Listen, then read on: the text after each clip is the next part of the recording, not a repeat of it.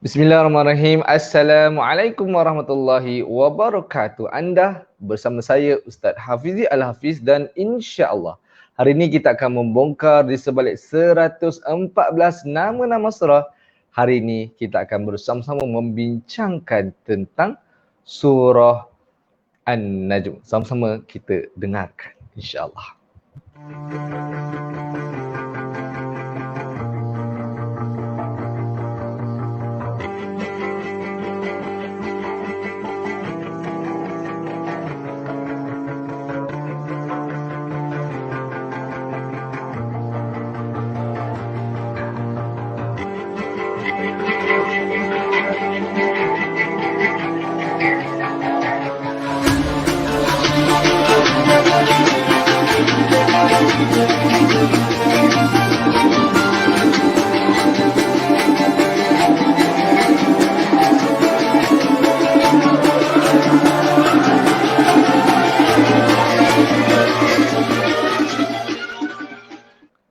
Bismillahirrahmanirrahim. Alhamdulillahirabbil alamin wassalatu wassalamu ala asyrafil anbiya'i wal mursalin wa ala alihi wa sahbihi ajma'in.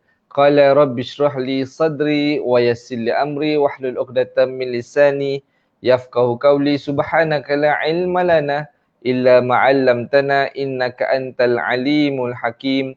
Wala haula wala quwwata illa billahil alimul azim. Amma ba'. Sekali lagi, Assalamualaikum warahmatullahi wabarakatuh. Apa khabar semua sahabat-sahabat, warga audien, kenalan-kenalan Facebook dan juga peminat setia, followers daripada page Qiraah. Alhamdulillah, pertamanya marilah kita bersyukur kepada Allah Subhanahu Wa Taala kerana pada pagi yang barakah ini kita dapat bersama-sama untuk bersemu kembali bersama dalam kita punya bongkar di sebalik 114 nama-nama surah, kerana hari ini kita akan bersama-sama membincangkan tentang surah An-Najm. Surah yang ke-53, dan persoalannya apakah yang dimaksudkan dengan surah An-Najm ataupun An-Najmu, An-Najmi. Ramai yang kata-kata macam tu kan. Jadi membawa maksud yang lebih kurang sama.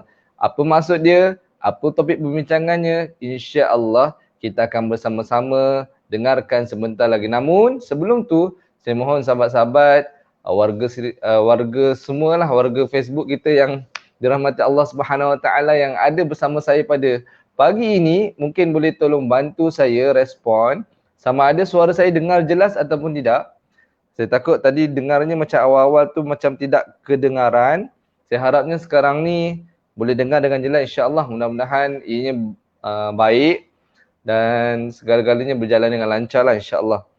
Boleh dengar dengan baik mohon bantu saya respon supaya kita dapat bersama-sama meneruskan live kita dengan baik dan berjalan dengan lancar, insya-Allah. Alright. Alhamdulillah ada yang respon baik, dengar jelas, alhamdulillah. Dan saya mohon bantu pada sahabat-sahabat semua agar boleh bantu saya untuk sharekan live ini kepada sahabat-sahabat yang lain. Semoga mendapat manfaat bersama, bukan sekadar untuk diri kita, dan juga kita cuba menyebarluaskan kefahaman Al-Quran kepada sahabat-sahabat kita di luar sana. Sama ada yang berada di Facebook ataupun keluarga terdekat kita di rumah.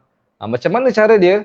Boleh tekan butang share di Facebook kita, boleh kongsikan kepada Facebook personal kita, ataupun kita ada page. Ada page bisnes ke, ataupun ada page macam-macam lah. Kita ada page dakwah ke, agama ke dan sebagainya, page sekolah ke, boleh kongsikan. Dan kita mungkin ada grup-grup Facebook yang banyak, grup taman, grup persatuan, grup kawan-kawan sekolah, kawan-kawan kerja di Facebook dan sebagainya. Sharekan, semoga ia dapat manfaat. Mungkin ada grup-grup masjid, grup-grup muslimat, boleh sharekan supaya pagi-pagi ni santai-santai di rumah, mungkin sambil sarapan, ataupun yang baru habis jogging, ataupun yang tengah masak, tengah kemas rumah, boleh sambil dapat manfaat, insya-Allah. Boleh juga copy link di Facebook dan sharekan link tersebut di grup-grup WhatsApp dan sebagainya. Mudah-mudahan dengan usaha kita yang mungkin sedikit ini mendapat manfaat yang banyak, insya-Allah. Syariah Kholi. Macam mana nak sebut ni? Alhamdulillah jelas. Terima kasih. Puan Syifa Yusra kata jelas. Alhamdulillah. Terima kasih kepada yang respon dan jangan lupa tekan butang like dan juga sharekan live ini kepada sahabat-sahabat. Semoga ramai yang dapat manfaat insya-Allah. Jadi tuan-tuan dan puan-puan, muslimin muslimat yang dirahmati Allah Subhanahu Wa Taala. Hari ini kita nak sama-sama melihat dan juga membincangkan tentang surah An-Najm. Okey, sekejap saya nak sharekan slide kejap.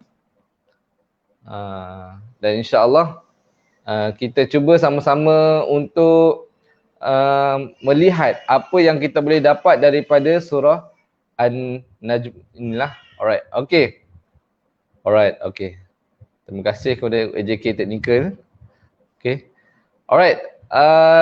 Apa yang kita nak bincangkan pada hari ini, ada 3 perkara utama seperti biasa yang kita buat kepada surah-surah yang sebelum-sebelum ni.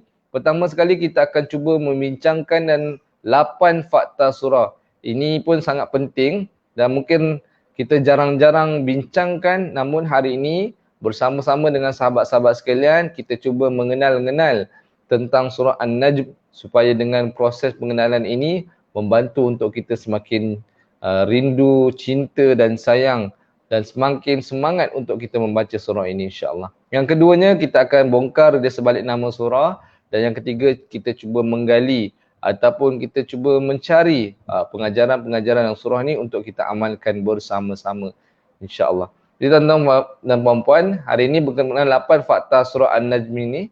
Okey, tuan-tuan boleh tengok dan mungkin bantu saya untuk catat di ruangan komen fakta-fakta ini supaya sahabat-sahabat kita yang mungkin ketinggalan nak dengar live ni ataupun ada juga sahabat-sahabat kita dia suka membaca komen untuk dapatkan sesuatu ilmu berbanding dengan mendengar. Jadi bantu saya untuk tulis di ruangan komen apa yang kita belajar ataupun dapat hari ni lah, ataupun ada sebarang soalan, pandangan, lontaran idea boleh tulis di ruangan komen insya-Allah. Okey, pertama sekalinya, Assalamualaikum. Waalaikumsalam Puan Sariah. InsyaAllah mudah-mudahan dalam keadaan sihat semua. Boleh bantu saya untuk kongsikan live ini. Mungkin boleh tag sahabat-sahabat anda di ruang komen. Tag kawan-kawan baik anda.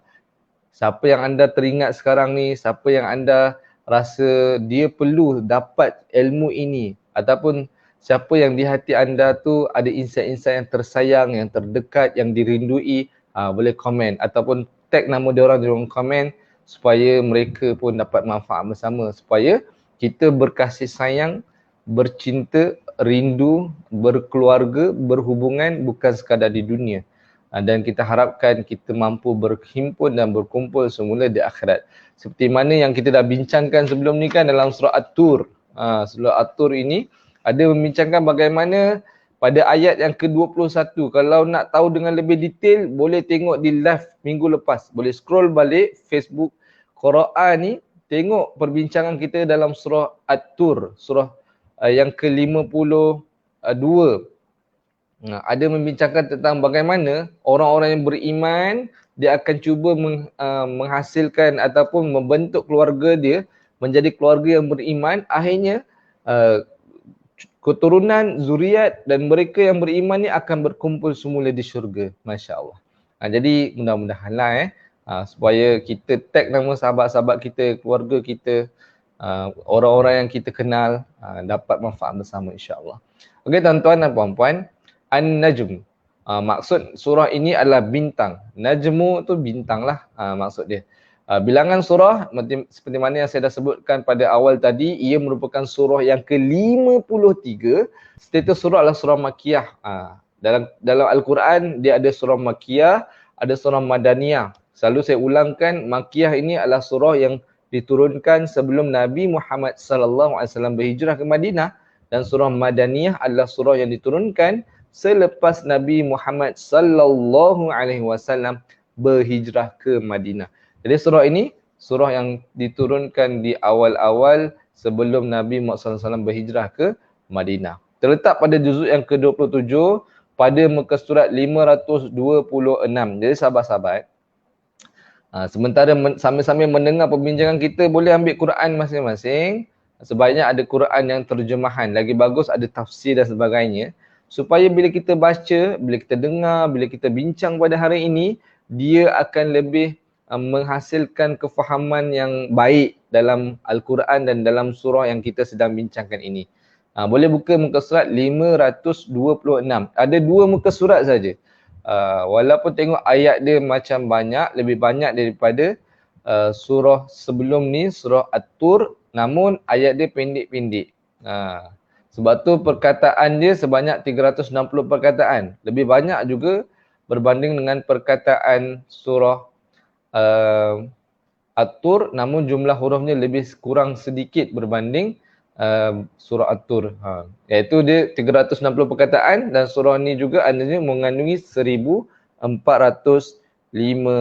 ayat huruf. Jadi boleh bantulah sahabat-sahabat untuk catat fakta-fakta ni ataupun boleh screenshot dan sebagainya untuk kita kongsikan kepada sahabat-sahabat yang lain, insya-Allah. Okey, kita pergi ke seterusnya berkenaan perbincangan surah An-Najm. Okey. Kita pergi di sebalik nama surah. Jadi sahabat-sahabat, warga Facebook, page Qiraah yang dirahmati Allah Subhanahu Wa Taala, yang ada buku di sebalik 114 nama-nama surah, buku ni. Saya gunakan buku ni juga untuk saya kongsikan kepada sahabat-sahabat untuk kita lebih faham apa yang kita baca dalam Al-Quran, terutamanya surah yang kita bincangkan pada hari ini, iaitu surah An-Najm. Tuan-tuan dan sahabat-sahabat boleh buka, kalau ada buku tu, kalau ada buku ni boleh buka muka surat 114. Di mana surah An-Najm ni bererti bintang, kerana dalam surah ini Allah Subhanahu Wa Taala bersumpah dengan bintang. Apa ayat dia, insya-Allah kita akan tengoklah. Dan kita juga akan tengok pada ayat ke berapa, mungkin sahabat-sahabat boleh bantu saya. Sementara kita sambil-sambil bincang ni, pada ayat ke berapa sebenarnya ni perkataan An-Najm ada ditulis dan dicatatkan dalam surah ini.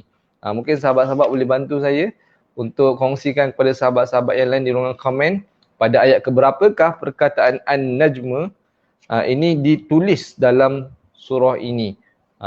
Okey. Seperti mana yang kita tengok, wan najmi idza hawa. Itu pengenalan ataupun bagaimana sumpah tentang bintang ini dirakamkan dalam surah ini. Dan juga berkenaan bintang itu timbul dan tenggelam, amat besar manfaatnya kepada manusia, seperti menjadi pedoman dalam pelayaran di lautan, perjalanan di padang pasir, untuk menentukan peredaran musim dan sebagainya. Dalam buku di sebalik 114 nama-nama surah ini telah menerangkan sedikit sebenarnya bintang ni dia ada peranan. Bukan sekadar menjadi perhiasan di langit, namun ia adalah sesuatu yang dimanfaatkan oleh manusia untuk menjadi penanda aras ataupun penunjuk jalan, penunjuk arah dan sebagainya. Sama ada ketika berada di lautan, di padang pasir dan sebagainya. Kalau zaman dulu, dia tak ada apps Google Maps ataupun Waze dan sebagainya. Tapi kita ada bintang yang menjadi penunjuk arah dan juga menentukan peredaran musim-musim lah. Bagaimana musim sejuk, musim menuai, musim terutamanya dalam bidang pertanian. Banyak lagi lah sebenarnya fungsi-fungsinya. Kalau kita tengok dalam buku di sebalik 114 nama-nama surah ini, ada diceritakan tentang fakta saintifik. Ini boleh bantu tulislah sahabat-sahabat. Berkenaan dengan bintang. Bagi kita belajar tentang surah bintang hari ini, jadi kita tengok sikit apa fakta saintifik berkenaan dengan bintang. Warna sesuatu bintang adalah petunjuk bagi suhu permukaannya. Okey, rupa-rupanya saya pun bila baca buku ni baru tahu kalau bintang yang paling panas dia akan nampak kelihatan warna biru ataupun di permukaannya berwarna biru, dan bintang yang paling sejuk berwarna merah. Selalu kita kan, biru ni kalau kita lah kan, selalunya itu petunjuk pada sejuk, betul tak? Kita pergi mungkin kutub utara, asal biru muka kita. Biru, jadi macam sejuk lah kan. Kemudian kalau kita marah, kalau kita berpeluh, kalau kita terdedah kepada matahari, mungkin muka kita, badan kita rasa kemerah-merahan, terbakar dan sebagainya. Itu penanda kita tengah panas. Tapi berbeza dengan bintang, bintang yang paling panas warna biru. Bintang yang paling sejuk warna merah. Itu bezanya kita lah. Dan sebenarnya rupa-rupanya matahari itu juga adalah satu bintang. Sebab bintang ni adalah sesuatu objek yang mengeluarkan cahaya dan matahari dia mengeluarkan cahaya dia. Sebab tu dalam beberapa kajian mengatakan matahari tu antara bintang yang paling dekat dengan bumi lah dan bintang yang paling kecil. Mungkin saiz bintang lebih besar daripada matahari. Masya Allah. Dan kecerahan bintang tu bergantung kepada 3 perkara ini. Mungkin boleh tulis kat ruangan komen. Hari ni kita belajar sains sikit-sikit lah iaitu yang pertama suhu permukaan. Yang kedua saiz bintang tersebut. Dan yang ketiga jaraknya dengan bumi. Jadi kecerahan bintang tu bergantung kepada 3 perkara ni lah. Kalau kita tengok, ada bintang yang nampak macam malap sikit. Ada bintang yang dia berkelip-kelip terang. Cahaya dia seolah-olah, kenapa ada bintang yang terang, ada bintang yang malap. Ni antara ketiga-tiga faktor ni lah yang mempengaruhi bagaimana sesuatu bintang tu cerah ataupun tidak. Alright? Okay, berdapat sesuatu insyaAllah hari ni kita belajar tentang bintang lah. Bagaimana bintang sendiri dirakamkan banyak di dalam Al-Quran. Alright, okay. Dalam buku ni juga, tahukah anda ada diceritakan dalam surat 115 ada ditulis berkenaan 2 fungsi bintang. Antaranya dalam Al-Quran dirakamkan 1 merejam syaitan. Dalam surah Al-Mulk ayat yang ke-5. Juga yang kedua ada diceritakan fungsi bintang menjadi perhiasan di langit. Iaitu dalam surah Al-Hijr ayat yang ke-16. Tuan-tuan dan puan-puan boleh tulis dalil ni dan untuk kita sama-sama rujuklah nanti insya-Allah. Dan sebenarnya kalau kita tengok dalam buku ni juga dalam surah Al-Mulk ayat yang ke-5 Allah Subhanahu Wa Taala ada berfirman yang maksudnya sesungguhnya kami telah menghiasi langit dengan bintang-bintang yang menjadikan bintang itu alat pelempar syaitan dan kami sediakan bagi mereka seksa neraka yang menyala-nyala. Ni dalil dalam surah Al-Mulk ayat yang ke-5. Bagaimana Allah juga menjadikan bintang juga selain fungsinya menjadi perejam kepada syaitan dan juga menjadi perhiasan di langit dalam surah Al-Hijr ayat yang ke-16. Dan sesungguhnya kami telah menciptakan gugusan-gugusan bintang-bintang di langit dan kami telah menghiasi langit itu bagi orang-orang yang memandangnya. Nak katakan dalam Al-Quran pun tulis bahawa kalau kita tengok langit, kita nampak cantik. Sebab Allah menghiasi langit dengan bintang-bintang. Kalau kita tengok, cantiknya bintang. Wah, hari ni ada bintang yang banyak. Tiba-tiba kalau kita pergi esok, tengok-tengok tak ada bintang. Sebab mungkin keadaan mendung, nak hujan dan sebagainya. Jadi kita nampak langit tu, melihat dan merenung ciptaan Allah ini mampu menambahkan keimanan kita dengan yakin bahawa kecantikan setiap ciptaan ini pasti ada pencipta yang sangat hebat, yang maha hebat, yang menciptakan dan mengatur setiap sesuatu. Dan sebenarnya dalam Al-Quran, ni menurut kajian saya lah yang mungkin sedikit ini, ada 19 tempat dalam Al-Quran yang menyebut berkaitan dengan bintang dengan perkataan yang berbeza. Ni fakta lah. Antaranya ada disebut dengan masabih. Masabih ni macam dalam surah Al-Mulk tu lah. Masabih wa ja'alnaha rujuman lisyayatin. Ada juga disebut perkataan asy-syi'ra. Ada juga disebut al-buruj dalam Al-Quran. Kalau kita tengok buruj kan, buruj Scorpio lah, buruj Pari lah, buruj apa lagi. Banyak kita belajar, anak-anak kita yang tahun 6 pun ada belajar tentang buruj dan buruj tu sebenarnya adalah bintang-bintang. Ataupun bil khunnas ataupun al-khunnas juga bintang, al-kawakibi pun bintang, an-najmi, an-nujum. Itu pun bintang lah. Jadi ini juga dirakamkan dalam Al-Quran. Saya tak berniat nak bincangkan semua. Tapi benda ni ada disebut di dalam Al-Quran, insya-Allah. Okey, ini berkenaan dengan apa yang kita boleh dapat dalam buku di sebalik 114 nama-nama surah. Dan rupa-rupanya salah satu fungsi bintang ni yang kita dah bincangkan pada awal, dia menjadi penunjuk arah untuk orang-orang yang berlayar di lautan ataupun orang yang berada di padang pasir. Sebab kalau kita tengok padang pasir ni luas. Dan mungkin musim-musim cuti nanti sekarang ni kita dah boleh merentas, kita ramai yang mungkin pergi ke pantai, pergi ke laut, ke pulau dan sebagainya. Cuba kita tengok lautan yang sangat luas. Kalau kita berada di tengah-tengah lautan, kita tahu tak arah mana yang kita nak tuju? Kita tengok depan macam tak ada apa-apa. Tengok belakang macam tak ada apa-apa. Kanan kiri macam terlampau luas. Tak tahu arah mana kita nak tuju dan Allah jadikan bintang sebagai penunjuk arah. Sebab tu pentingnya untuk kita merenung setiap ciptaan Allah Subhanahu Wa Taala supaya kita tambah keimanan kita kepada Allah. Dan sebab itulah dalam buku ini ada berkenaan dengan bongkar sejarah. Dan persoalannya, siapakah orang yang pertama mengelilingi dunia? Kita pernah dengar mungkin nama Ferdinand Magellan, ataupun kita pernah dengar juga Christopher Columbus. Tapi itu bukanlah orang-orang yang pertama sebenarnya yang mengelilingi dunia. Tapi orang yang pertama yang mengelilingi dunia menurut sejarah adalah Panglima Awang Hitam dari tanah Melayu yang menunjukkan jalan sebagai pemandu arah dengan berpandukan bintang-bintang di langit. Dan beliau sendiri telah digelar sebagai penunggang monsoon rider oleh para pedagang dan pelaut. Subhanallah, hebatnya orang-orang Melayu.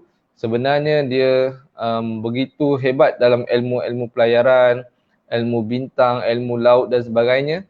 Dan akhirnya menjadi antara orang yang hebat dalam sejarah yang telah digelar sebagai monsoon rider. Dan dialah merupakan orang yang pertama sebenarnya mengelilingi dunia, Masya Allah. Jadi kita kena berbangga dengan kita punya rakyat Melayu lah, orang Melayu ni lah, dan sejarah kita, nenek moyang kita, insyaAllah. Jadi itu berkenaan dengan surah An-Najm. Dan juga apa yang kita boleh baca tentang surah ni. Ada Hasma Wati, Waalaikumsalam. Ada kata Assalamualaikum Ustaz.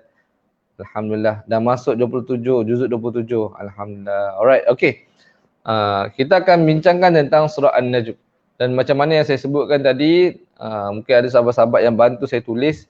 Perkataan An-Najm ataupun An-Najmi ini ada dalam perkataan ataupun ayat yang pertama. Wan najmi idha hawa. Tu ayat dia lah. Maksudnya demi bintang semasa ia menjunam. Kita boleh buka dalam Quran surat 526. 526. Kita boleh tengoklah dalam surat 526 ini ada diceritakan tentang perkataan An-Najm, iaitu pada ayat yang pertama. Maksudnya demi bintang semasa ia menjunam. Bukan keseluruhan surah ini cerita pasal bintang, tapi permulaan surah ini Allah bersumpah dengan ciptaannya iaitu bintang. Dan kita tengok seterusnya kepada tema surah ini. Kita tuan-tuan dan sahabat-sahabat, penting untuk kita tahu apa yang ingin dibincangkan dalam surah An-Najm. Okey, surah ini kalau kita tengok ayat pertama hingga ayat ke-9, boleh bantu saya sahabat-sahabat untuk tulis dalam komen. Bagi siapa yang baru masuk, selamat datang ke dalam live kita pada pagi ini. Terima kasih juga kepada sahabat-sahabat yang sudi berkongsi live dan mengajak sahabat-sahabat atau kawan-kawan yang lain untuk turut join bersama secara live pada pagi ini. Dan kita sebenarnya sedang membincangkan surah An-Najmi. Surah yang ke-53 dalam susunan 114 nama-nama surah. Dan sekarang kita sedang membincangkan tema ayat surah An-Najmi inilah. Ayat 1 hingga 9, tuan-tuan, sahabat-sahabat. Allah Subhanahu Wa Taala bersumpah dengan bintang. Dan juga dalam permulaan surah ini juga ada tercatatkan bagaimana kisah Nabi Muhammad sallallahu alaihi wasallam berjumpa dengan malaikat Jibril buat kali yang pertama. Ketika mana Rasulullah SAW diberikan wahyu,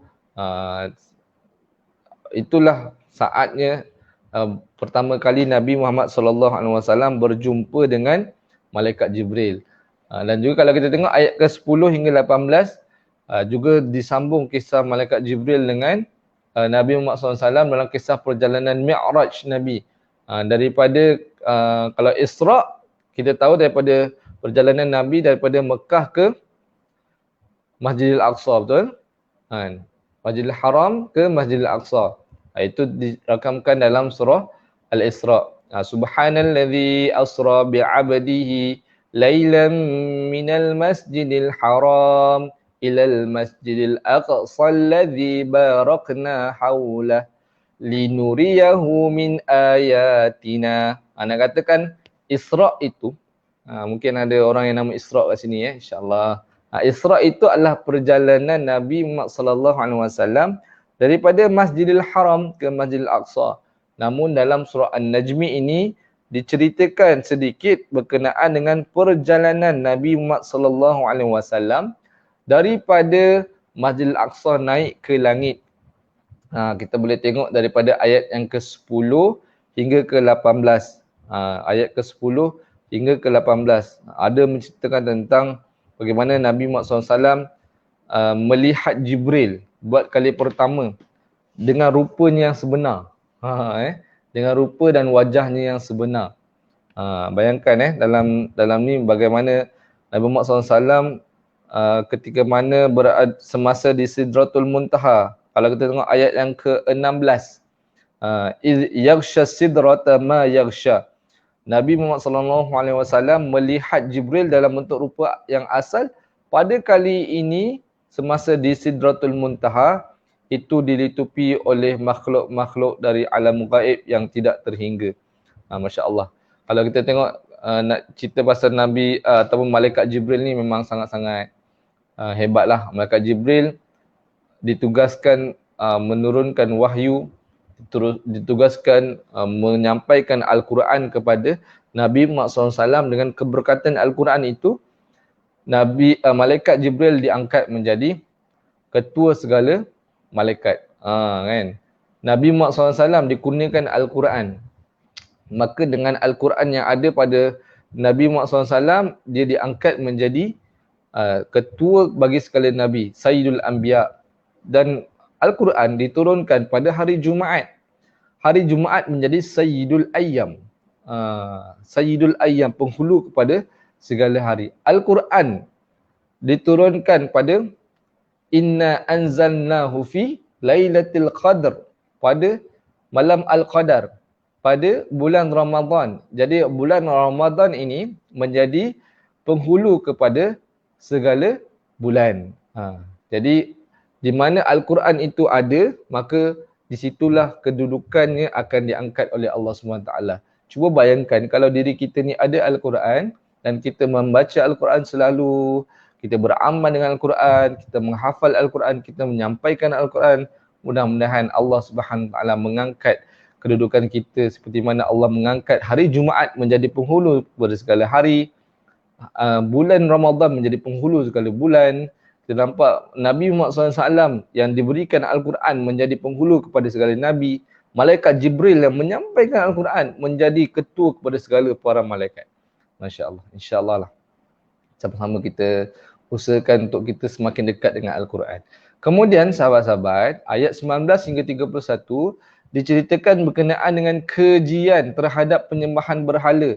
Rupa-rupanya kalau kita tengok dalam ayat 19 hingga 31 ni, ada diceritakan tentang berhala-berhala yang ada pada musyrikin Mekah, Quraisy, para musyrikin Quraisy pada ketika itu yang mereka menyembah berhala yang agung mereka, antaranya Lata dan Uzza.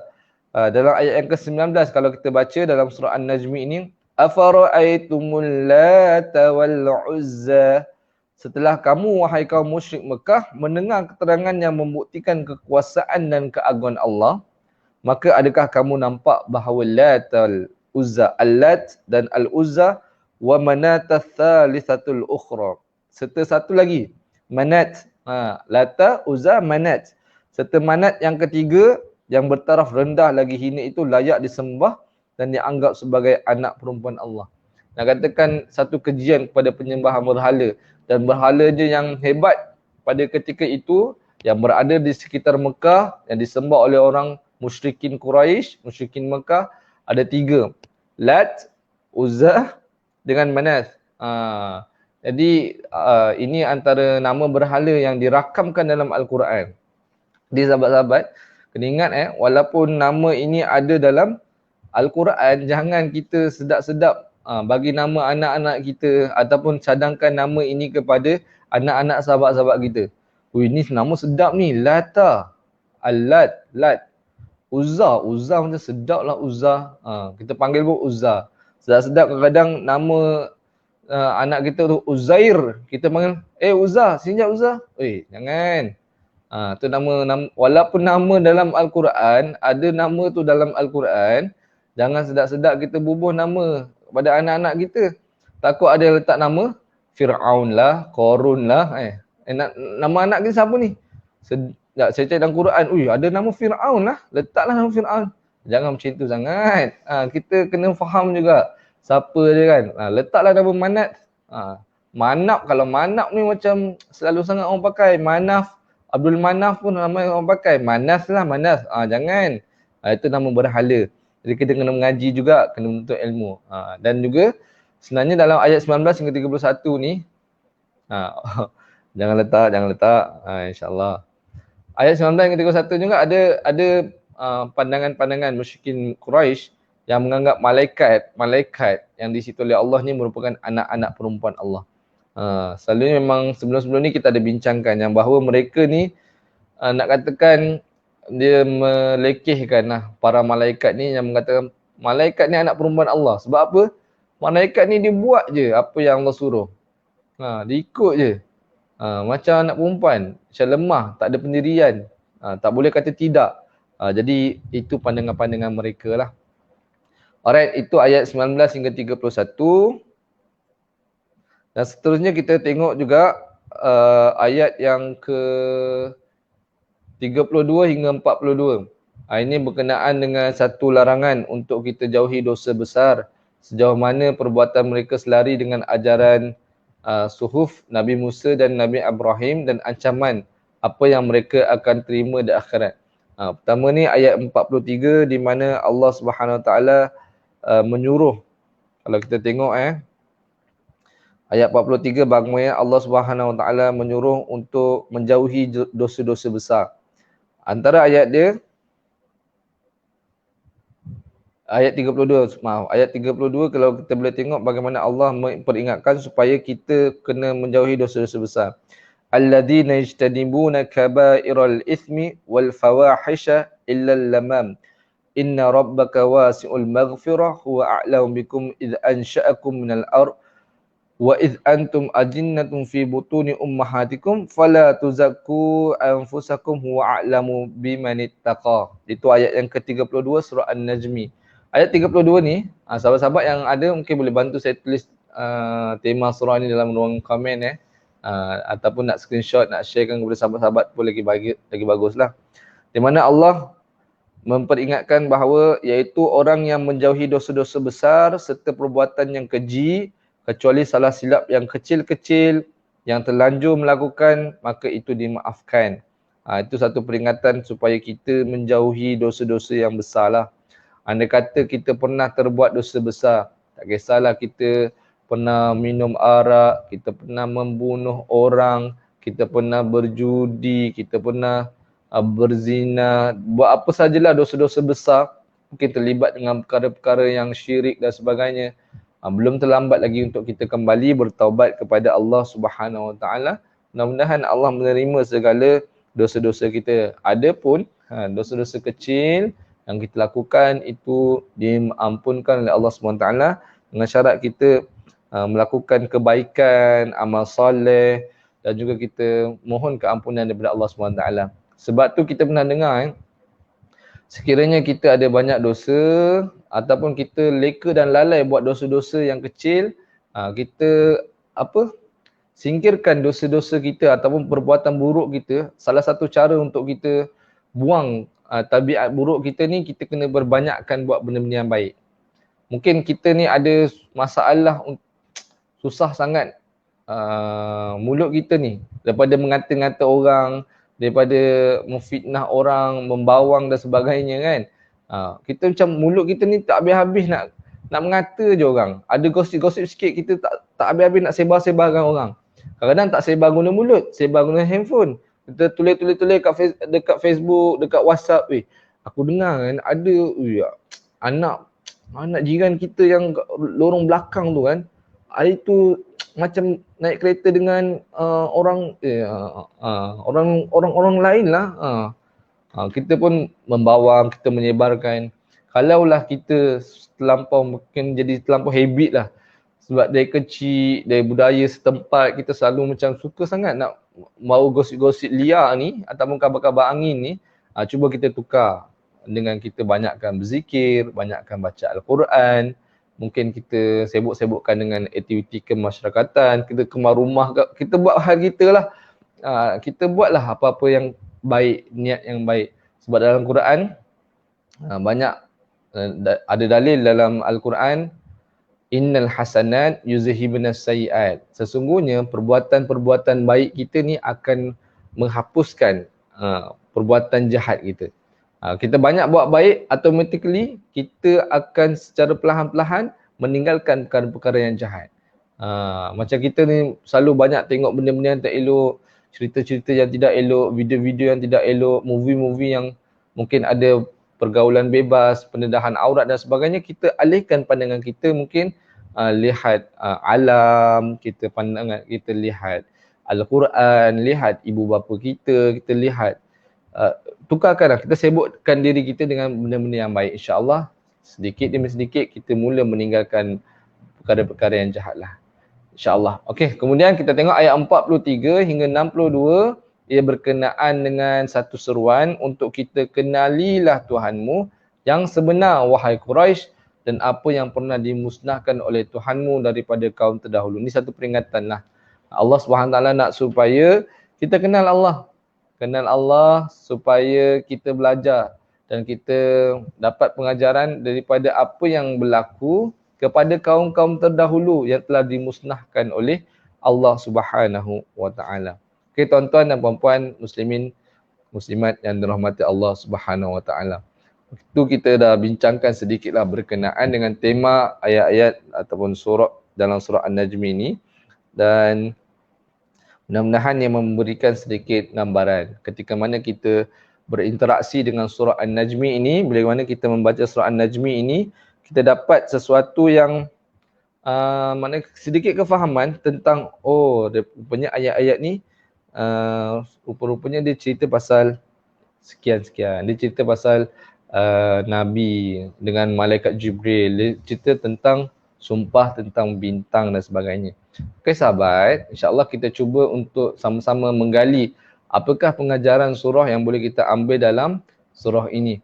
Okey, yang pertama, hari ini saya nak bagikan dua pengajaran yang kita boleh ambil. Yang pertamanya, Al-Quran sumber ilmu daripada Allah Subhanahu wa taala. Di mana kalau kita tengok dalam surah An-Najm ini pada ayat 3 hingga 5. Wa ma yantiqu 'anil hawa in huwa illa wahyun yuha 'allamahu syadidul quwa. Itu ada dirakamkan dalam ayat yang ketiga hingga ayat kelima. Apa yang maksud dia? Dan ia tidak memperkatakan sesuatu berhubung dengan agama Islam menurut kemahuan dan pendapatnya sendiri ataupun nafsunya lah. Segala apa yang diperkatakannya itu, sama ada Al-Quran ataupun hadis, tidak lain hanyalah wahyu yang diwahyukan kepadanya. Dan ayat yang kelima, wahyu itu disampaikan dan diajarkan oleh malaikat Jibril yang amat kuat lagi gagah. Nak katakan bahawa setiap apa yang dilontarkan ataupun diperkatakan oleh Nabi Muhammad sallallahu alaihi wasallam bukanlah sesuatu yang mengikut hawa nafsunya, namun ia merupakan wahyu daripada Allah Subhanahu taala yang disampaikan melalui malaikat Jibril alaihi salam. Dan sumber ilmu itu paling yang sangat boleh dipercayai. Sebab tu para sahabat sangat beryakin dengan Nabi Muhammad sallallahu alaihi wasallam. Terutamanya kita tengok ketika mana Nabi Muhammad SAW pulang daripada Isra' Mi'raj dan ingin diceritakan tentang apa yang berlaku sepanjang perjalanan Isra' dan Mi'raj ini. Ramai yang memperlekehkan Nabi. Ramai yang kata Nabi ni gila, ini cerita palsu, mustahil dan sebagainya. Namun dengan keyakinan terutamanya yang ada pada sahabat Abu Bakar As-Siddiq, sahabat baik Nabi Muhammad sallallahu alaihi wasallam, yang mempercayai setiap perkataan yang dilafazkan oleh Nabi Muhammad sallallahu alaihi wasallam. Malah kalau Nabi Muhammad sallallahu alaihi wasallam kata sesuatu yang lebih lebih ekstrim, lebih mustahil daripada itu pun Abu Bakar As-Siddiq akan percaya. Dan kepercayaan itu datang daripada keimanan dan keyakinan dia kepada Allah dan juga Rasulullah sallallahu alaihi wasallam. Sebab tu kalau kita percaya kepada seseorang, kita akan lebih mudah untuk dengar dan ikut apa yang dia cakap kan. Maksudnya kita akan boleh bertindak, ataupun kalau dia cakap kita senang nak follow dan sebagainya. Jadi pentingnya ada kepercayaan. Sebab tu kalau dalam rumah tangga kan, memang perlu kasih sayang tu, cinta tu. Tetapi dalam rumah tangga tidak boleh hanya ada cinta, tapi perlu ada percaya. Sebab pada hari ini berapa ramai hubungan yang dimulakan dengan cinta akan rosak bila hilang percaya. Kan? Sebab tu dalam kita menaburkan cinta, menaburkan kasih sayang, jangan lupa untuk kita juga memupuk kepercayaan antara satu sama lain dalam setiap perhubungan. InsyaAllah. Jadi nak katakan, Al-Quran ni adalah ilmu daripada Allah Subhanahu Wa Taala, yang mana Allah Subhanahu Wa Taala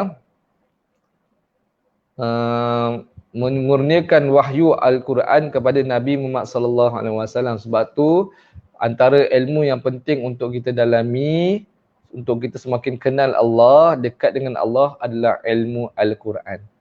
Ilmu Al-Quran. Seperti mana yang disebut oleh Abdullah bin Mas'ud. Ni kata-kata Abdullah bin Mas'ud ada kata, sesiapa yang menghendaki ilmu pengetahuan, maka hendaklah dia membaca Al-Quran. Siapa yang nak ilmu ni, hendaklah dia baca Al-Quran. Sekejap saya nak besarkan sikit slide saya. Okay, tak dapat. Saya nak besarkan sikit slide saya. Alright. Okay, sama-sama boleh baca lah ni. Abdullah bin Mas'ud berkata, siapa yang menghendaki ilmu pengetahuan, maka hendaklah dia membaca Al-Quran. Kerana di dalamnya terdapat ilmu orang yang terdahulu dan ilmu yang kemudian. Masya Allah, kalau kita fikirkan betul lah tu. Nak ilmu, sumber ilmu yang datang dari Allah Subhanahu Wa Taala, baca Al-Quran, belajar Al-Quran, fahami Al-Quran. Itu kena ada. Tak cukup baca je, kita baca je sebab kita bukan orang Arab. Baca boleh faham. Kita kebanyakan orang Melayu, makan nasi lemak, roti canai, kan? Sambal belacan. Tapi kita ni perlu ada usaha untuk memahami setiap apa yang kita baca dalam Al-Quran, mendalami tafsiran-tafsirannya, cuba bersama-sama untuk kita menjadi individu yang lebih dekat dengan Al-Quran. Kerana di dalamnya terdapat ilmu orang yang terdahulu dan akan datang. Masya Allah. Jadi kalau kita nak ilmu pengetahuan yang banyak ni, kena dalami Al-Quran lah. Baca Al-Quran, fahami Al-Quran dan sebagainya. Dan mungkin kita boleh kaji Al-Quran. Dan antara kelebihan Al-Quran yang lain, Ali bin Abi Talib ada berkata, 3 perkara yang boleh menambah kesejahteraan badan dan menghilangkan kahak. Iaitu yang pertama, bersugi, berpuasa dan membaca Al-Quran.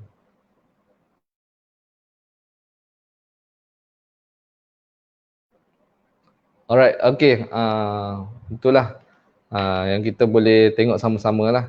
Ini antara apa yang kita boleh belajar. Katakan pada hari ini, sahabat-sahabat, kita cubalah wujudkan budaya mendalami ilmu Al-Quran yang datangnya daripada Allah Subhanahu Wa Taala dalam diri kita dan juga keluarga kita, supaya kita dapat menjadi satu golongan yang mempunyai ilmu Al-Quran yang banyak, ataupun sumber ilmu yang sahih dari Allah Subhanahu Wa Taala. Sebab apa?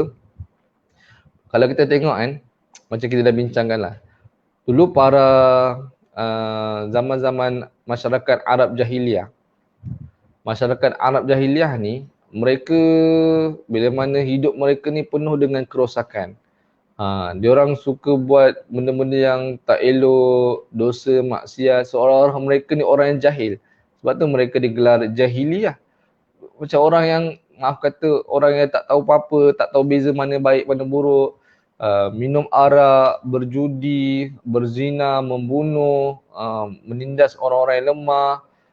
Seolah-olah mereka tidak ada akal fikiran yang sempurna. Namun bila datangnya cahaya ilmu Al-Quran, seperti mana yang kita tengok wahyu pertama daripada Allah SWT yang turun kepada Nabi Muhammad untuk disampaikan kepada masyarakat Arab jahiliyah pada ketika itu, iaitu adalah Iqra bismi rabbikal ladzi khalaq. Bacalah dengan nama Tuhanmu yang Maha Mencipta. Bermakna budaya membaca, budaya ilmu ini perlu disampaikan kepada masyarakat Arab jahiliyah, dan akhirnya dengan usaha ini, dengan usaha ilmu ini, cahaya daripada Al-Quran, cahaya daripada ilmu, budaya ilmu ini melahirkan satu masyarakat dan generasi yang sangat hebat. Sehingga kan Allah Subhanahu Taala merakamkan generasi-generasi para sahabat ini merupakan generasi yang terbaik pernah diciptakan oleh Allah dalam sejarah kehidupan manusia. Kuntum khaira ummah ukhrijat linnas. Masya-Allah. Sebab apa? Sebab ada ilmu, sebab ada kefahaman dalam Al-Quran, pengamalan dalam Al-Quran dan memperjuangkan ilmu-ilmu Al-Quran. Jadi kita contohilah golongan sahabat ni untuk kita melayakkan diri kita menjadi orang yang hebat, generasi yang terbaik. Kita kena ada Al-Quran, belajar Al-Quran, fahami Al-Quran, amalkan Al-Quran. Sahabat ni, dia tahu satu, dia amal satu. Dia tahu 10, dia amal 10. Kemudian dia sampaikan pula Al-Quran. Dia memperjuangkan semula Al-Quran.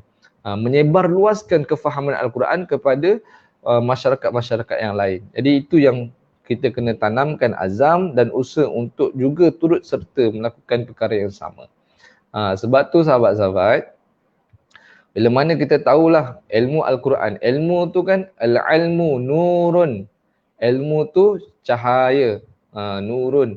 Dengan ilmu juga kita akan tambah keimanan kita. Imam Al-Ghazali kata, ilmu itu cahaya menuju iman. Di mana kalau kita cuba sedaya upaya menambah ilmu, kita akan cuba menambah iman. Kita kena meningkatkan iman, bukan menurun.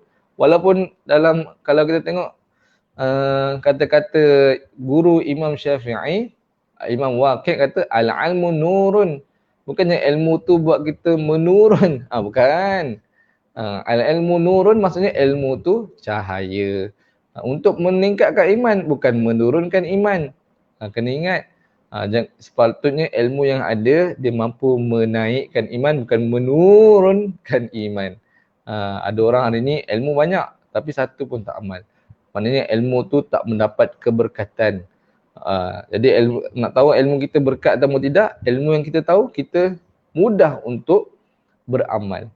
Mudah untuk sampaikan. Tapi kalau ilmu banyak, belajar sana, belajar sini, dengar kuliah online sana, dengar kuliah online sini, satu pun kita tak amal, tu tanda ilmu tidak berkat. Dan keberkatan ilmu itu datang ataupun boleh berpunca daripada dua pihak. Sama ada yang pertama daripada orang yang dengar. Kita dengar. Mungkin sebabkan kita, keberkatan itu hilang. Yang kedua daripada orang yang menyampaikan. Mungkin orang menyampaikan tu tidak ikhlas ataupun ada masalah. Mungkin dia berbanding dengan dosa, hati tidak bersih. Banyaklah faktor-faktor dia.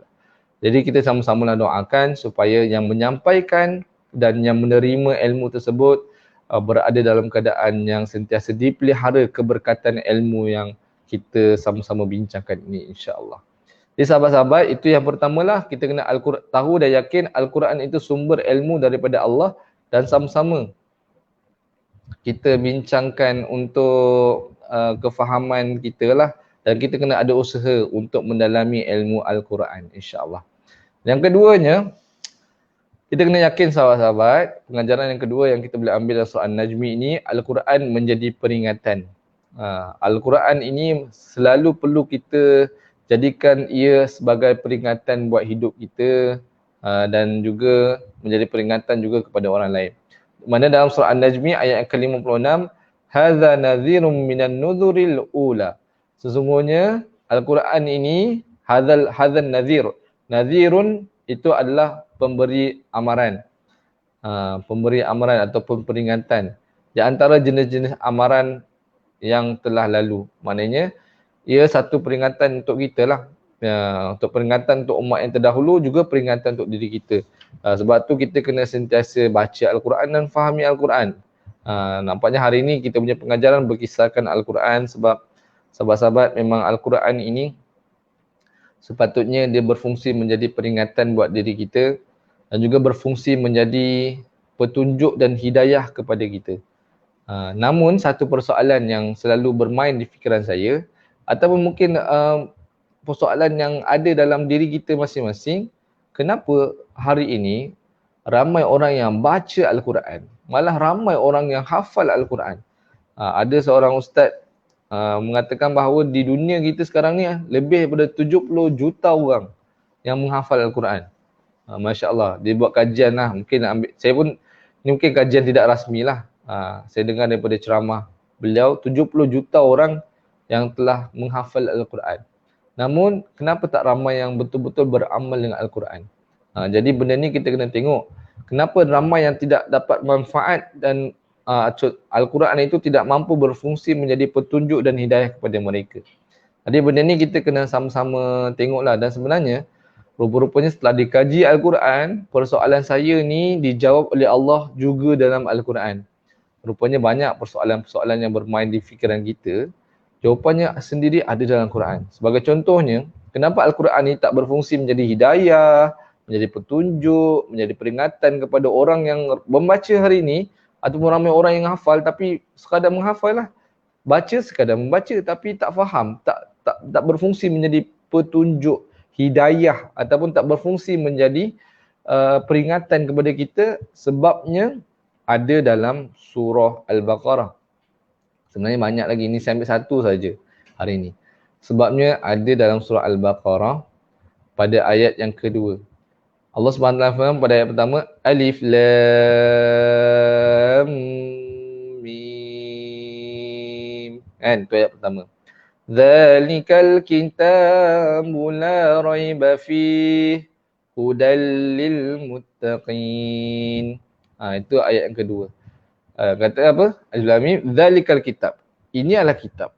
La raiba fih, yang tiada keraguan padanya. Ayat yang sambungannya, hudal lil muttaqin, menjadi petunjuk kepada orang-orang yang bertakwa. Rupa-rupanya Al-Quran ini dia menjadi petunjuk kepada orang yang bertakwa. Kalaulah dia ataupun Al-Quran yang kita baca tak menjadi petunjuk kepada diri kita ataupun ramai orang-orang yang di luar sana, kebarangkalian kita belum lagi menjadi orang yang bertakwa. Hanya orang yang bertakwa, iaitu orang yang benar-benar takut kepada Allah, yang berjaga segala perintah Allah, melakukan segala perintah Allah, bersungguh-sungguh meninggalkan segala larangannya, insya-Allah golongan-golongan orang yang bertakwa seperti ini akan menjadikan Al-Quran itu sebagai petunjuk. Al-Quran mampu menjadi peringatan kepada mereka. Sebab apa? Mereka adalah orang yang bertakwa. Dan ciri-ciri orang yang bertakwa ada pada sambungan ayat tersebut. Ayat yang ketiga dalam surah Al-Baqarah. Tuan-tuan, sahabat-sahabat, mungkin boleh tengok apa ayat ketiga tu. Boleh sama-sama kita bincangkan lah, insya-Allah. Sebenarnya kalau nak bincangkan pada ayat ataupun kalau bincangkan pada perbincangan kali ini mungkin panjang lah sikit perbincangannya tentang surah Al-Baqarah. Cumanya nak katakan, Syed Sulaiman kata, masya-Allah sahabat Ana, mereka baca dan hafal bukan untuk faham dan amal. Betul juga. Betul juga tu kan. Baca sekadar bacalah, hafal sekadar hafal. Tapi yang paling penting juga, kita kena usahakan diri kita, sahabat-sahabat, untuk jadikan Al-Quran ini berfungsi menjadi peringatan, ataupun nak jadikan Al-Quran ini berfungsi menjadi petunjuk dan hidayah, kita kena usahakan diri kita untuk menjadi orang yang bertakwa. Cirinya ada dalam surah Al-Baqarah tadilah. Semana yang saya sebut, ada pada ayat kedua, ketiga, keempat dan kelima. Boleh baca muka surat 2. Nanti sahabat-sahabat boleh buka surat 2, dah boleh baca. Alladzina yu'minuna bil ghaib wa yuqimuna as-salah wa mimma razaqnahum yunfikun. Walladzina yu'minuna bima unzila ilaika wa ma unzila min qablik wa bil akhirati hum yuqinun. Ada banyak ciri-ciri orang yang bertakwa. Yang mana orang bertakwa ini akhirnya sekali akan menjadikan Al-Quran itu sebagai hidayah bagi diri mereka. Dalilnya dalam surah Al-Baqarah, boleh tengok ciri orang bertakwa. Mereka beriman pada hari gaib, mereka menjaga salat, mereka mengeluarkan sedikit harta mereka ke jalan Allah, dan juga mereka beriman dengan Al-Quran. Mereka yakin tanpa ragu dengan Al-Quran, dan juga mereka percaya dengan hari akhirat. Dan apa yang Allah beritahu, mereka ini akan mendapat petunjuk daripada Allah dan mereka inilah orang yang berjaya. Wa ulaika humul muflihun, berjaya. Muflihun ni seperti mana saya dah bincangkan, dia ambil daripada falaha, berjaya. Hayya alal falah, orang yang berjaya. Seperti mana pernah saya bincangkan sebelum ni, juga kejayaan falah ni masuk berjaya. Kalau kita tengok dalam bahasa Arab, falah ni macam mana dalam azan kan, hayya alal falah, ataupun mula azan hayya alal salah, betul tak? Hayya alal salah. Kemudian yang kedua, hayya alal falah. Hayya alal salah, marilah kita salat. Yang kedua, hayya alal falah, marilah kita menuju kejayaan. Maka dalam solat sebenarnya ada kejayaan. Dan ingat, sebenarnya falah juga kalau ikut bahasa Arab, dia adalah masuk petani. Orang yang berkebun, petani kan. Petani ni dia nak berjaya, nak dapat keuntungan, dia kena kerja keras. Dia kena tanam pokok, letak benih, tanam benih, kena siram, kena baja, kena jaga. Kalau ada serangga-serangga perosak, dia kena sembuh racun. Maknanya dia kena jaga selalulah, berpanas, keluar awal pagi dan sebagainya. Barulah akhirnya dia akan mampu menuai hasilnya.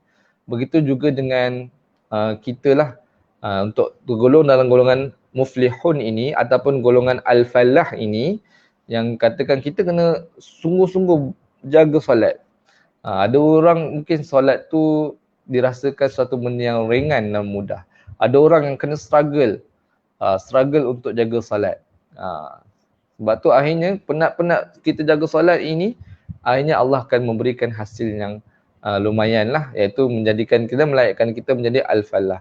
Kalau tengok hari ni ramai orang yang boleh mungkin mengangkat dumbbell ataupun angkat berat kan, pergi gym, angkat berat 10 kilo, 15 kilo, 20 kilo, 30 kilo, steady. Buat 2-3 kali set dan sebagainya, tak ada masalah. Ramai orang yang boleh jogging 10 km dalam masa 1 jam. Tak penat pun. Malah mungkin ada yang 20 km, 30 km sehari, tak ada masalah. Mungkin ada hari ni yang boleh berbasikal 50 km setiap hujung minggu. Tak ada masalah. Asal hebat. Macam kita rasa macam ringan je. Tetapi kadang-kadang nak mengangkat sejadah yang ringan tu untuk dihamparkan dan untuk solat, benda tu sangat-sangat struggle. Sebab tu sampai cakap istilahnya, the struggle is real. Sedangkan struggle nak angkat berat tu okey je, tak ada hal pun. Nak pergi kadang jogging 10 km, berbasikal 50 km, nak pergi bercuti di tempat yang jauh, perjalanan mengambil masa 5-7 jam, tak ada masalah. Nak menuju ke masjid yang mungkin 500 meter dari rumah kita pun, ia sangat-sangat bermasalah. Jadi kita kena muhasabah balik. Sebab tu kena struggle supaya di sanalah kita akan tergolong dalam golongan muflihun yang Allah rakamkan dalam surah Al-Baqarah. Para ulama membincangkan muflihun ni orang yang berjaya, bukan sekadar maksudnya berjaya, dia ada tiga perkara. Yang pertama, dia akan mendapat kebahagiaan. Yang dua, dia akan mendapat ketenangan. Dan yang ketiga, dia akan mendapat kejayaan. 3 perkara ni akan dapat sekiranya kita menggolongkan diri kita dalam golongan muflihun. Dengan syaratnya kena buatlah. Kena beriman dengan perkara gaib, kena solat, kena keluarkan harta kita. Kita kena yakin dengan Al-Quran, beriman dengan Al-Quran, kita beriman dengan akhirat, kita beramal dengan Al-Quran. Jadi insya-Allah mudah-mudahan di situlah Allah akan memberikan kita ketiga perkaranya. Yang pertama, kebahagiaan. Yang kedua, ketenangan. Dan yang ketiga, kejayaan. Benda ni lah yang sangat mahal saat zaman sekarang ni, kerana ialah duit kita boleh cari, tapi kita tak boleh beli kebahagiaan dan ketenangan. Mungkin dengan duit kita boleh berjaya, tetapi ia belum tentu akan menjadikan kita orang yang tenang dan orang yang bahagia. Jadi kembalilah kepada Al-Quran. Mudah-mudahan dengan Al-Quran ini cukup memberi peringatan. Tak ada masalah kena jadi seorang businessman yang berjaya, tapi jangan tinggalkan Al-Quran. Tak ada masalah kita jadi seorang doktor, engineer, apa je pekerjaan yang kita ceburi, yang penting Al-Quran kita jaga, kita baca, kita faham, kita amal, insya-Allah dunia itu tidak akan mampu menyebabkan kita tersasar pada jalan dan landasan yang betul. Selagi mana kita ikut Al-Quran, selagi mana kita ikut hadis, insya-Allah kita tidak akan lari dan tersasar daripada tujuan hidup kita. InsyaAllah. Jadi saya rasa itu saja untuk perkongsian saya pada hari ini, dan saya nak recap balik apa pengajaran yang kita boleh dapat dalam surah ini. Yang pertamanya, Al-Quran sumber ilmu daripada Allah dan kita kena usahakan untuk mendalami ilmu-ilmu Al-Quran. Dan yang kedua, kita kena jadikan Al-Quran ni sebagai peringatan buat diri kita sentiasa. Kalau rasa macam lalai, leka ataupun rasa macam jauh daripada perbuatan-perbuatan yang baik, bukalah Al-Quran, baca. Lagi bagus kita jangan tunggu nak jadi macam tu baru nak buka Al-Quran. Tapi kita kena sentiasa baca Al-Quran, fahami Al-Quran, belajar ilmu tentang Al-Quran. InsyaAllah kalau kita diuji dengan ujian-ujian yang berat, kita diuji dengan sesuatu yang mungkin melemahkan jiwa dan hati kita, kita ada panduan, kita ada satu peringatan ataupun ilmu-ilmu dalam Al-Quran yang mampu menaikkan semangat kita kembali dan memberikan jalan bagaimana nak mengatasi setiap masalah dan ujian. Wallahu alam, yang baik tu dari Allah SWT, yang kurang dan lemah tu atas kelemahan saya sendiri. Saya ucapkan terima kasih kepada sahabat-sahabat. Ada beberapa soalan sebenarnya saya tak sempat nak baca. Antaranya bagaimana nak Syifa Yusra tu, macam mana ajak family besar kita untuk kembali kepada Quran. Sebenarnya macam ni lah. Kita kan, sahabat-sahabat, saya nak jawab sikit lah, nak respon daripada Syifa S. Saya pun tak tahu lah nama dia macam tu kan. Syifa S Yusra Masya Allah. Macam mana nak ajak family besar kita untuk kembali kepada Quran. Dan macam inilah, kita nak ajak orang kepada Quran ni susah, mungkin payahlah. Bagi setengah orang kata susah, payah. Tetapi sebenarnya ia perlu dimulakan dengan diri kita sendiri. Mula dengan diri sendiri. Kita tak boleh nak kawal circle of kalau kita hanya boleh mengawal circle of influence kita. Benda yang kita boleh kawal, iaitu benda yang kita boleh kawal lah diri kita sendiri.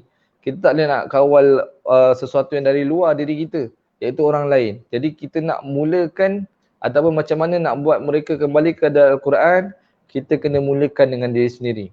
Mulakan dengan diri kita terlebih dahulu. Kita kembali kepada Al-Quran, belajarlah Al-Quran. Belajar Al-Quran, kita mula mendalami ilmu-ilmu tentang Al-Quran, faham, kita mula istiqamah baca Al-Quran setiap hari, baca terjemahan, dengar live, contohnya macam kita sekarang ni kan, dengar live tentang Al-Quran, tentang surah dan sebagainya. Dan kemudian kita sentiasa berdoa lah. Yang pertama kita kena mulakan diri sendiri, kita kena kembali kepada Al-Quran. Yang keduanya, kita kena doa kepada Allah.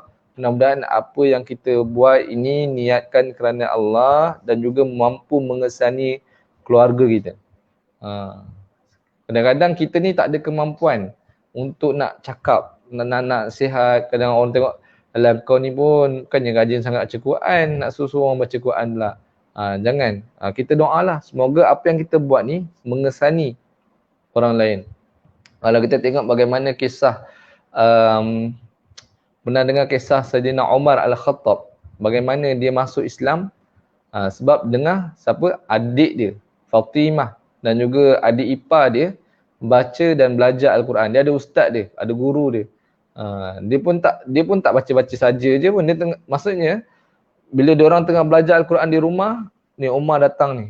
Umar bila dapat tahu dia nak bunuh Nabi, dia nak serang Nabi, tapi ada orang cakap kau tak payah pergi serang Nabi ni, kau tengok adik kau sendiri pun dah masuk ikut agama Nabi Muhammad kan. Lepas tu dia pun pergi ke rumah adik dia dan adik ipar dia yang tengah belajar Al-Quran. Tengah membaca Al-Quran. Dia orang pun belajar. Jadi Umar ni bila tengok dia marahlah adik ipar dia ataupun dan juga adik dia nama Fatimah. Fatimah binti Al-Khattab. Umar Al-Khattab kan, dia Fatimah Al-Khattab.